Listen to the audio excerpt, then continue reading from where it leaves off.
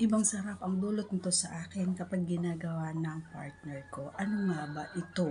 So yan ang ating topic for today's video. Sa mga hindi po nakakilala sa akin, ako po si Lonely Sniper 16 at ako po hihingi ng favor na pakisubscribe po ang ating channel at pakipindot ang tiny notification bell para ma-update po tayo pag meron po tayong mga new upload videos. Disclaimer din mga pare ko at mari ko, ang video ito ay para lamang po sa may bukas ang kaisipan at may malawak na pang-unawa. Kaya kung ikaw ay wala nito, paki-skip na lamang po at mamili ng mga videos na nararapat po para sa inyo. So, yun nga ang ating topic for today's vlog.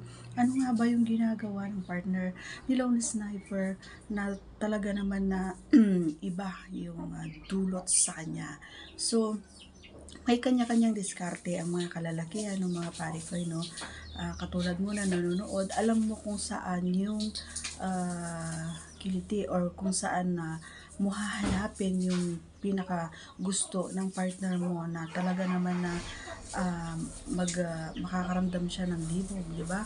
So, ganun din sa akin. Kanya nga lang ay hindi pare-parehas ang mga babae. Hindi sila pare-parehas kung saan nila na-feel, yun, nararamdaman yung gusto mong iparamdam, yung saan kaya ang talagang best part ng katawan ng partner mo. So, para sa akin, yung sa akin ang isi-share ko mga pare ko, yan, no?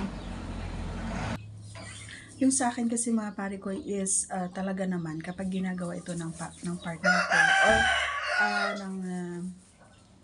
ng partner natin as kahit sino ay talaga naman. So hindi lingid sa kaalaman ng marami na yung mga magpa-partner ay ito yung pinaka-paborito ng mga idol.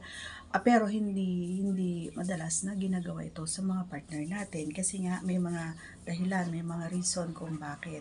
So ano nga ba ito? Yun. Ang isang bagay na ginagawa ng partner ko mga idol ay yung pagbaba niya doon sa Pechay, ayun, doon kay Bulaklak. Kapag bumaba siya doon kay Bulaklak at pinaglaro-laro niya doon or pinaikot-ikot niya yung dulo or tulis ng kanyang dila at habang nakasibasib siya doon ay talaga naman na pati yung mani or yung tinggil ay talaga naman na nilalaro din niya. Hindi lang dilang gamit niya kundi pati yung mga daliri niya. Kaya yun, ganun na lamang ang lakas ng ungol ni Lonely Sniper kapag ginagawa ng partner niya yun. So ano nga ba yung maganda dito? So naipapahayag ng lalaki kung gaano or na alam mo yon yung doon mo maipapakita kumbaga no doon sa partner mo or sa lalaki kung gaano ito nasarap kapag ginagawa nyo ito. Kaya yung mga lalaki na hindi ginagawa sa mga partner ito, gawin nyo na kasi makakadagdag puntos kumbaga na talaga naman nahanap-hanapin kayo ng partner nyo pag ginawa nyo ito.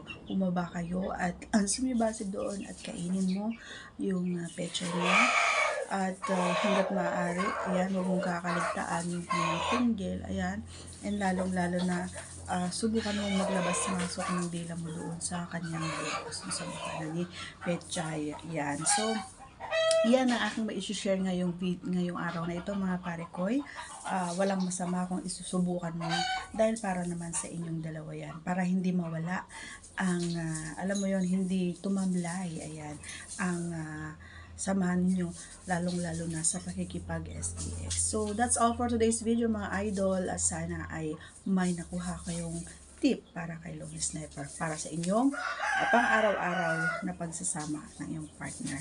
Thanks for watching. Once again, please do me a favor. Please subscribe and click our tiny notification bell para ma-update kayo pag meron tayo mga new upload videos. God bless everyone. See you on our next vlog. Bye!